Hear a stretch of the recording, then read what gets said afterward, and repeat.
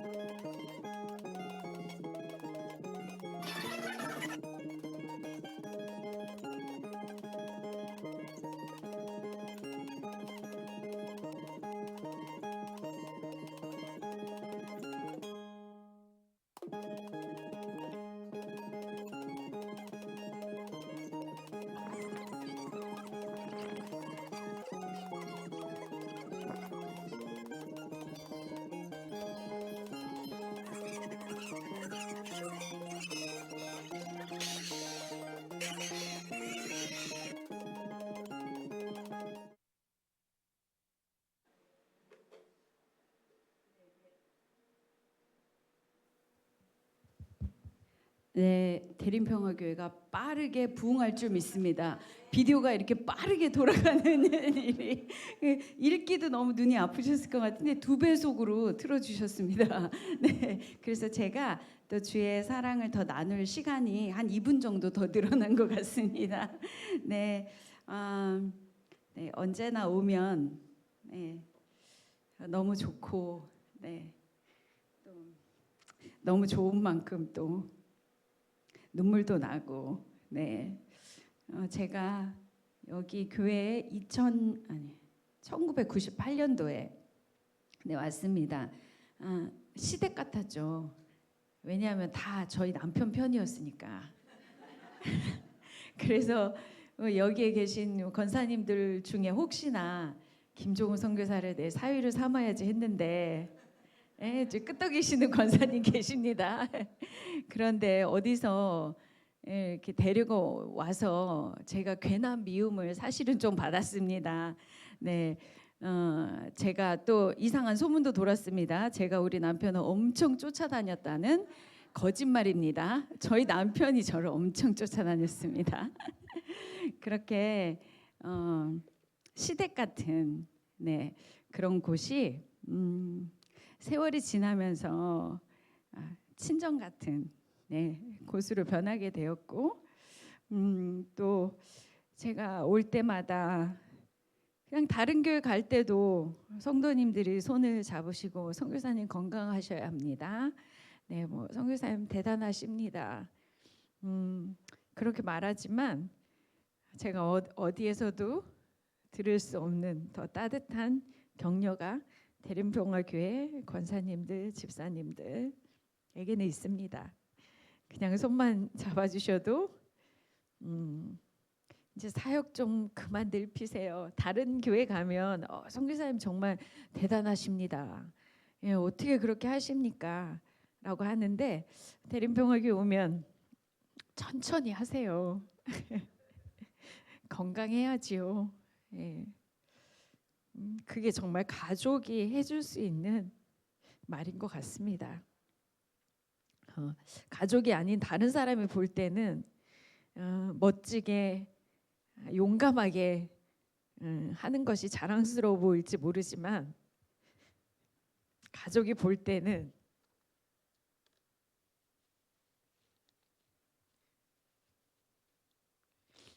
자랑스러움과 함께 그냥 안쓰럽고 그냥 좀 안 했으면 좋겠고, 네, 그런 사랑들이 우리 대림평화교회 성도님들이 저에게 주시는 그 따뜻한 마음입니다. 그래서 가끔은 선교지에 있으면 외로울 때가 있어요. 예, 아이들도 이제 다 떠나고 어느 날은 내가 이 시골 산 너머 이 시골에서 이렇게 학교를 위해서 하는 모든 이런 일들, 나 혼자가 있는 것 같다. 그래서 제 그 화장실에 들어가면 바뀌어지지 않는 수건이 하나 있습니다. 그 수건이 어디에서 주신 수건인지는 몰라요. 근데 그 수건은 그냥 장식용입니다. 네, 뭐냐면 혼자가 아닙니다. 네, 그게 제 화장실의 수건에 장식품처럼 걸려져 있습니다. 그럴 때 그 말씀, 그 글을 읽을 때 제일 먼저 생각나는 곳은 바로 대림평화교회입니다. 네, 남편이 가고 교회에서 머물면서 네, 새벽기도를 나와 기도했던 때가 있었습니다. 그때 지금도 잊지 못하는 것은 저는 그냥 뒤에 앉아서 사실은 어떤 기도도 할 수가 없었어요.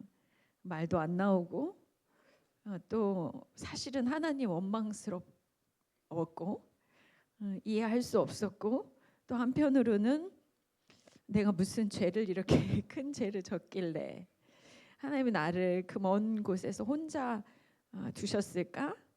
그래서 내가 너무 죄가 많은 것 같아서 기도할 수도 없었던 그때가 있었습니다. 그럴 때 제가 이 교회 맨 저 끝자리에 앉아서 있을 때 새벽 기도하시는 우리 권사님들의 기도 소리를 들었습니다. 저를 위해서 기도해 주시는 그 기도에 정말 저와 같이 울어주시는 우리 권사님들의 기도가 있었습니다. 그래서 제가 혼자가 아닙니다라는 그 글귀를 볼 때마다 저에게 그 기도 소리가 들립니다. 성도님들이 기도해 주시는 그냥 말이 아니라 마음으로 정말 사랑해 주시고 기도해 주시는, 그래서 기억합니다. 오늘도 기도하고 계시지.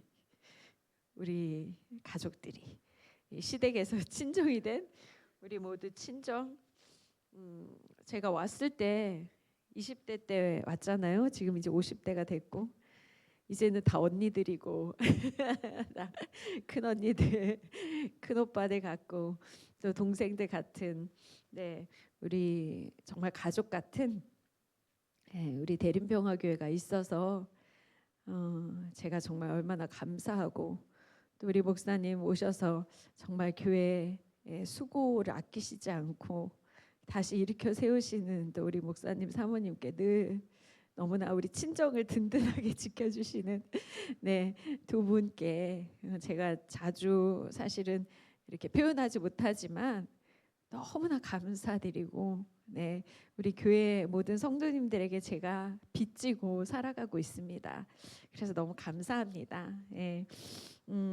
지난주 일주일 동안 사실은 제가 충주에 다녀왔어요. 저희 아버님이 좀 많이 아프시고 또 아들 보내시고 사실은 계속 지금까지 7년이 넘은 지금까지 저도 안 먹는 우울증 약을 아버님은 계속 드시고 계시고 많이 힘드신데, 아버님에게는 제가 선교사가 아버님에게는 참 불효자라는 생각이 들어요. 예. 보고 싶을 때 마음껏 보지 못하고 또 그 땅에서 아들을 보내야 했고, 예, 아버님한테는 참 제가 불효자입니다. 그래서 있는 동안이라도 그 못한 효도 좀 하려고 네, 충주에 내려가서 있어서 저 보시면 연락이 이렇게 안 되냐고 하시는데 죄송합니다. 제가 효도하느라고. 네, 그렇습니다. 하나님께도 그렇게 효도하는 선교사가 되었으면 좋겠습니다. 예, 하나님이 나중에 제가 하늘나라 갔었을 때 그래 네가 너가 했던 효도를 내가 받았다. 예, 네가 나의 효녀가 되어줘서 너무 고맙다. 네가 정말 어려운 그런 시간들을 지났지만 나를 떠나지 않고 그 땅에 있어줘서 그리고 내 양을 먹여줘서 너무 고맙다. 네, 하나님께 그런 칭찬을 받는 네, 효녀가 되고 싶습니다. 지난번에 학교 아이들이 왔었잖아요. 네, 학교 아이들이 공항에 가면서 자기 남아 있으면 안 되겠냐고, 꼭 자기가 가야만 하겠냐고. 자기들은 한국에 왔다 간 게 아니라 천국에 왔다 간 것 같다고. 네, 아이들이 1년에 각자 30만 원씩 모았습니다. 네, 비행기 값이 140만 원이었는데 30만 원을 모았습니다. 한 달에 3만 원씩. 네, 땅콩을 구워서 팔고 엄마들은 양 이렇게 내장탕을 만들어 가지고 네, 아까 비디오가 빨리 갔는데 엄마들이 양 머리를 이렇게 불에 끌려 가지고 팔고 제가 신방을 가면 그 양머리 탕을 끓여줍니다. 제일 맛있는 부위라고 혓바닥을 막 잘라가지고 저에게 줍니다. 저희 남편이 너무 잘 먹었는데 제가 또 그걸 안 먹을 수가 없잖아요. 먹는 게 제가 아주 큰 사육 중에 하나면 양머리, 양 눈알 막 이래 먹는 게 네, 그렇게 학부모들이 해서 30만 원을 벌고 나머진 110만 원 모자라는 18명의 110만 원 모자라는 1,900만 원은 과감하게 믿음으로 학교에서 융자를 받아가지고 은행에서 끊어가지고 왔습니다. 네, 그렇게 왔는데 정말 한국에서 사랑하시는 우리 성도님들의 그 사랑으로 엊그저께 모든 빚을 다 청산했습니다. 그래서 아이들이 이렇게 와서 정말 많은 경험들을 했으면 좋겠고, 네, 그러면서 우리 대림평화교회 성도님들이 아이들 맛있는 것도 해주시고 따뜻하게 품어주셔서 저희 아이들이 정말 잊지 못하는 에피소드들이 정말 많습니다. 그건 또 제가 나중에 만나게 되면 말씀을 드릴게요. 그런 이제 경험들을 하고 아이들이 가면서 공항에서 저에게 이렇게 질문을 하는 거예요. 선교사님, 나도 너무 가기 싫은데 선교사님은 왜 자꾸 온다고 그래요? 여기 한국에 있으니까 선교사님 친구들이 다 너무 천사 같다는 거예요. 예, 우리 권사님들이 다 그 학생들은 다 제 친구, 제 같은 나이 또래로 생각합니다. 선교사님 친구들이 다 너무 친절하고 선교사님 너무 좋아하는 것 같고, 예, 맛있는 것도 여기는 한국은 정말 많고 재밌는 데도 많고. 뭐 편리하고 깨끗하고 안전하고 아이들이 이제 한국이 너무 안전해가지고 밤에 요것들이 이제 2시에 무단 탈출을 해서 그 편의점에서 뭘 사 먹고 이제 요런 것까지 나중에는 하더라고요. 요 녀석들이. 네, 그렇게 안전한 곳에서 왜 살지? 왜 남아공에 와서 사냐고. 그 제일 조그만한 그 아이가 저한테 물었습니다. 그 제가 그때 그렇게 얘기했어요. 나는 한국에서 즐겁고 재밌고 맛있는 거 좋아하는 사람하고 있는 것보다 남아공에 가서 너희들이 정말 하나님 앞에서 잘 자라는 것, 그것을 보는 게 나의 행복이야 라고 말을 하는데 제가 정말 행복했어요. 한국이 진짜 맛있는 거 요새 오니까 제가 4.5kg 쪘습니다. 여기 와가지고 진짜 나이가 드니까 한국 음식이 정말 맛있는 걸 알겠어요. 그런데도 제가 아이들한테 그거를 다 떠나고 너희 곁에 사는 게 정말 행복하다고 말할 때 제가 그냥 말하는 게 아니라 정말 제 안에 행복감을 느꼈습니다. 그리고 아이들에게 이렇게 얘기했어요. 하나님이, 예수님이 이 땅에 오셨던 것도 예수님이 가장 편하고 가장 행복한 그 하늘나라를 버리시고 이 땅에 오신 것과 같은 거 아닌가라는 생각을 했습니다. 그래서 제가 아이들에게 그랬더니 그 얘기를 하니까 그 말썽꾸러기 제일 말도 안 들었던 그 제일 어린 아이가 눈물을 뚝 흘리면서 눈물이 글썽글썽하면서 저를 안아주면서 선교사님 고마워요. 이렇게 얘기를 하더라고요.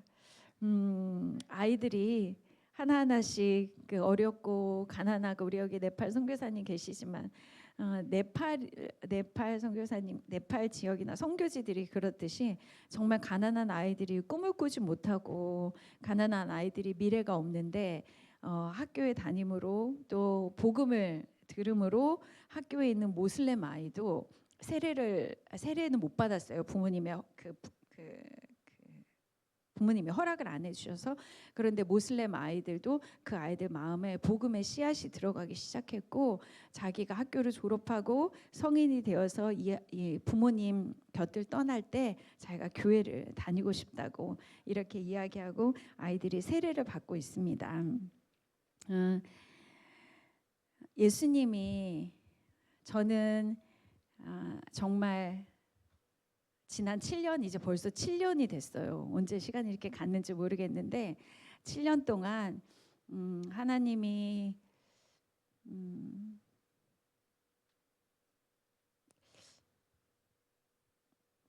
어떻게 사랑하는 것이 끝까지 사랑하시는 건지 저에게 보여주고 계십니다.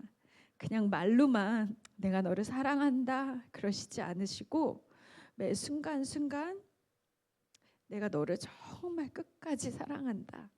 그 끝없는 그 사랑을 보여주고 계십니다.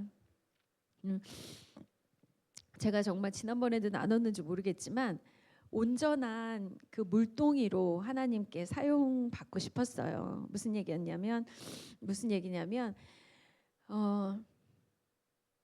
어떤 사람이 물이 없어서 물을 길러 산 밑에 내려오는데 산 위에 사는 사람이요. 산 밑에 내려오는데 하나는 온전한 물동이 하나는 깨지고 금이 간 물동이를 물을 담아서 산 꼭대기에 올라갑니다. 산 꼭대기에 올라가면 남아있는 물은 그 온전한 물동이에 담아있던 거고 그러지 않은 깨진 물동이에는 물이 하나도 남지 않는 거예요. 그래서 그 깨진 물동이가 주인에게 주인님 왜 깨진 물동이 저를 버리고 온전한 물동이로 쓰시면 물을 이렇게 2배나 사용하실 수 있는데 왜 깨진 물동이 저를 버리시지 않고 이렇게 계속 저를 데리고 다니십니까? 그랬더니 그 주인이 얘야 네가 이렇게 걸어온 길을 보라고 했대요. 그랬더니 온전한 물동이가 지나온 길은 아무 생명이 자라지 않고 메말라 있었는데 그 깨진 물동이가 지나간 그 길에는 아주 예쁜 꽃들이 예쁜 생명들이 피어났다는 그런 글을 읽었습니다. 저는 그 남편이랑 있으면서 되게 힘든 일도 많았지만 그래도 되게 즐겁고 감사하게 많이 울지 않고 그렇게 사역을 했었는데 하나님이 저를 깨지게 하셨잖아요. 그래서 저는 그 깨진 다음에 하나님께 기도했습니다. 하나님, 내 이 깨진 항아리를 보수해 주세요. 다시 온전한 항아리로 만들어 주세요. 그래서 제가 울지 않고 이 길을 끝까지 갈 수 있도록 제 물동이를 보수해 주세요. 울지 않게 해주세요. 그렇게 기도했는데 제가 그 어느 목사님이 쓰신 글을 읽으면서 하나님은 내 깨진 물동이를 보수해 주시지 않으시겠구나. 왜냐하면 지금은 김성규사랑 있을 때는 씨를 뿌렸던 시기였다면 지금은 물을 줘야 하는 시기인가 보다. 그래서 이 물을 깨진 물동이에서 흘러나오는 그 물로 하나님 제가 지나간 그 길에 정말 아름다운 꽃이 피고 아름다운 열매가 맺었으면 좋겠습니다. 저를 그렇게 사용해 주시면 좋겠습니다.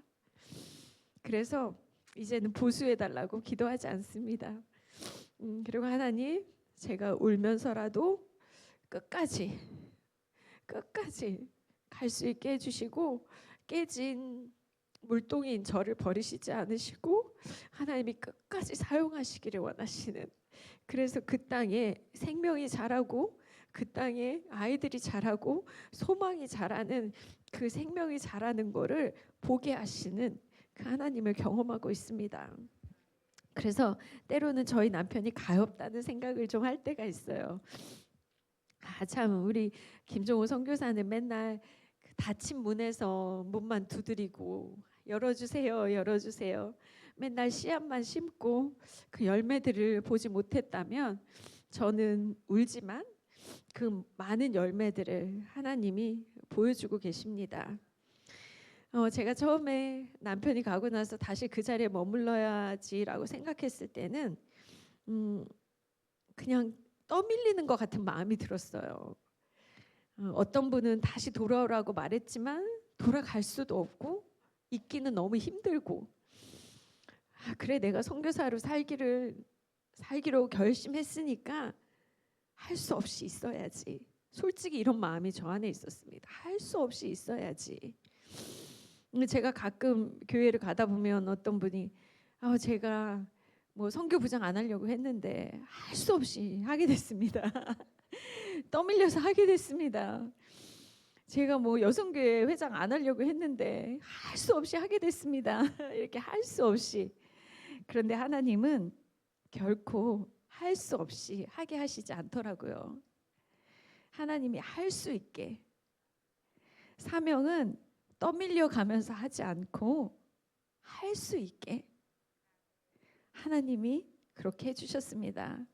그래서 아시죠? 아까 우리 김윤수 권사님도 기도하셨지만 그냥 야리야리하고, 지금은 좀 야리야리한 건 좀 벗어났지만, 그랬던 제가 어떻게 그 땅에서 저희 남편이 지은 학교에 거의 7, 8배가 되는 크기의 학교를 짓고, 그 다음에 정말 농사에 농자도 모르는 사람이 농사를 그렇게 짓고 있고, 또 무슨 믿음으로 카드로 1,800만 원을 긁어서 아이들을 이곳에 데려오고, 이런 모든 담대함들이 결국은 하나님이 저에게 주시더라고요. 근데 그 담대함은 어디서 오나 생각해 봤더니 하나님이 끝까지 사랑을 해주시는 그 사랑 때문에 제가 두려움이 없게 되었습니다. 하나님도 깨지셨잖아요. 하나님 생각해 보니까 하나님도 깨진 물동이셨구나. 예수님도 십자가에서 깨지셨구나. 그래서 십자가에서 눈물만이 아니라 피눈물을 흘리시면서 끝까지 사랑해 주셨구나. 그게 이제서 느껴집니다. 선교지에 나가서 선교사로 살았지만 그렇게 큰 풍랑이 오니까 내가 선교사가 맞나? 그런 생각. 내가 이런 믿음으로 어떻게 지금까지 살았지? 라는 마음이 많이 들었는데, 그런 어려움을 겪으면서 이제 진짜 하나님의 딸로 사는 것이 어떤 것인지, 정말 지옥 같은 어떻게 보면 광야와 같은 그런 시간을 지냈지만 그 가운데서 정말 오늘 읽은 그 말씀, 자기 사람들을 사랑하시되 끝까지 깨지면서까지 사랑하시는 그 하나님의 사랑을 이제서야 경험하고 있습니다. 그래서 저도 그렇게 깨지면서까지 저희 그 아이들 사랑하고 싶습니다. 제가 그냥 결심해서가 아니라 하나님이 아까 말씀드린 것처럼 그런 용기를 주시고 그런 담대함을 주셔서 정말 사람들이, 저희 학교 선생님들이 26명이 있어요. 학교 직원들이. 선생님들이 맨날 저에게 하는 말이 있어요. 그 빈민촌 좀 들어가지 말아라. 왜냐면 거기가 진짜 위험하거든요. 우리 백인 선생님들은 뭐 거기에 들어갈 생각조차 안 하고 들어가지 말아라 하는데, 저는 그 지역을 들어가면서 정말 제가 두려움이 있으면서 들어가면 얼마나 제 마음 안에 하나님 나 진짜 가기 싫은데 할 수 없이 가야 돼요. 이렇게 되면 얼마나 제 마음이 두려움이 있겠어요. 그런데 아무리 사람들이 저에게 들어가지 말라고 해도, 신방 가지 말라고 해도 저에게는 두려움이 정말 요만큼도 없습니다. 그것이 제 노력으로 되는 게 아니라 하나님이 그 마음을 주시니까 제가 갈 수 있죠. 가면 그 판자촌, 그 정말 빈민촌에 앉아서 그 사람들과 이야기를 하고, 그러다 보면은 그 문제의 내장탕을 끓여서 저녁을 먹고, 그리고 밤 늦은 시간에 집으로 돌아옵니다. 어느 날은 밤이 늦은 시간에 제가 돌아오는데 너무 마음이 무거운 거예요. 왜냐하면 제가 이제 저희 농장에서 닭을 키우고 있거든요. 닭을 키우는데 그 달걀을 매일매일 이렇게 담아서 아이들 삶아 먹이기도 하고, 신방 갈 때 아이들을 갖다 주기도 합니다. 그러면 이제 달걀을 갖다 주고 나오면 제가 달걀하고 음식을 조금 나눠줬는데 제가 받아오는 게 너무 많은 거예요. 너무 많은 거예요. 그게 어떤 많은 거냐면, 이 아버지가, 얘네 아버지가 암이 걸려서 2,000kg, 그러니까 할아버지가 2,000kg 되는 그곳에서 암이 걸려서 정말 죽을 똥 살 똥 하는데 약을 살 돈이 없고, 이 가정에 있는 모든 어려움들을 제가 듣고 그 무거운 마음으로 제가 집을 나옵니다. 그래서 제가 하나님께, 하나님 나는 이 집을 나올 때, 집에 갈 때 정말 가벼운 마음으로 나왔으면 너무 좋겠는데, 그래서 제가 이거를 다 해결해 주지 못하는, 이게 너무나 마음이 아프고 속상할 때가 많아요. 그런데 어느 날은 그렇게 나와서 제가 그 속상한 그 무거움 때문에 이렇게 눈물을 흘리고 있는데 달이 크게 떴습니다. 차를 옆에 세우고 제가 하나님께, 하나님 좀 오늘은 좀 무거워요. 무겁네요. 하나님 어떻게, 내가 이 사람들을 어떻게 하면 더 잘 도와줄 수 있을지, 하나님 제가 더 많이 해주고 싶은데 하나님 어떻게 해요? 근데 하나님이 이런 말씀하시더라고요. 현주야, 너는 지금 남는 장사를 하고 있다. 하나님 그런 마음을 주세요. 왜요? 그랬더니, 야, 조금 주고 많이 받으면, 네가 설탕 하나 갖다 주고 많은 요청을 받으면 그것도 받은 거야. 그러니까 남는 장사지. 조금 주고 많이 받으니까. 하나님 그렇게 말씀하시더라고요. 그래서 그 다음부터 하나님, 역시 하나님의 일을 하는 게 이게 부담이 아니라 기도하게 하시고 더 많이 받게 하시고, 이 남는 장사를 제가 선교제에서 하고 있네요. 하나님 감사합니다. 그리고 하나님이 그때 한마디 더 하셨습니다. 현주야, 고맙다. 그냥 사랑한다는 그 말보다 그냥 고맙다고 하시는 그 말씀이 제가 너무 좋았어요. 네가 그렇게 울면서라도 그 자리에 서 있어줘서 고맙고, 내 백성들을 찾아가줘서 고맙고, 고맙다. 그래서 제가 하나님께 칭찬받고 있습니다. 그 자리에서 하나님이 정말 오늘 본문 말씀 읽은 것처럼 사랑은, 베드로에게 물었잖아요. 내가 나를 사랑하느냐, 내 양을 먹이라. 그냥 사랑한다는 것은 그냥 생각이 아니잖아요. 생각이 아니에요. 사랑한다는 것은 내 양을 먹이는 행동이 있어야 하고, 내 에너지를 거기에 소모해야 하고, 그것이 사랑하는 방법이더라고요. 그래서 제가 그 땅에 살면서 내 양들을, 하나님의 양들을 잘 먹일 수 있도록, 그런데 그냥 대충 할 수 없이 먹이는 게 아니라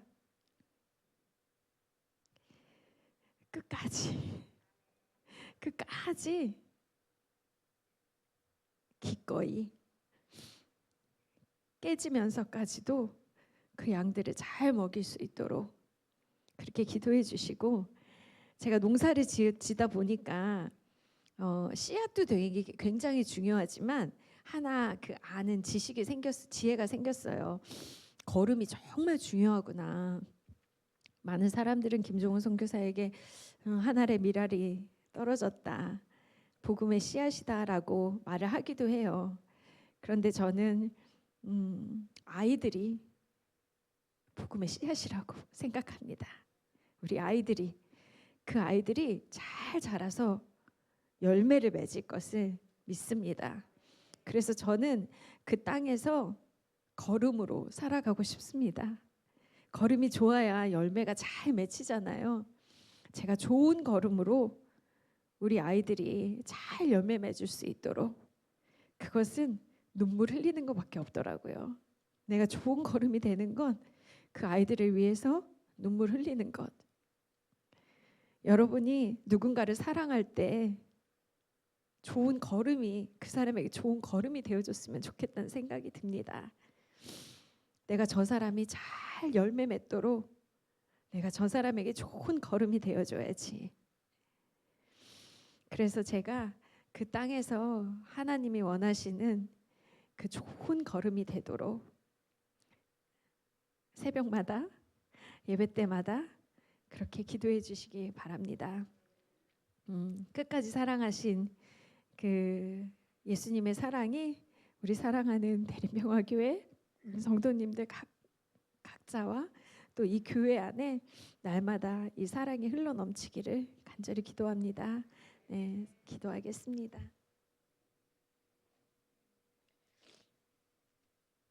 하나님,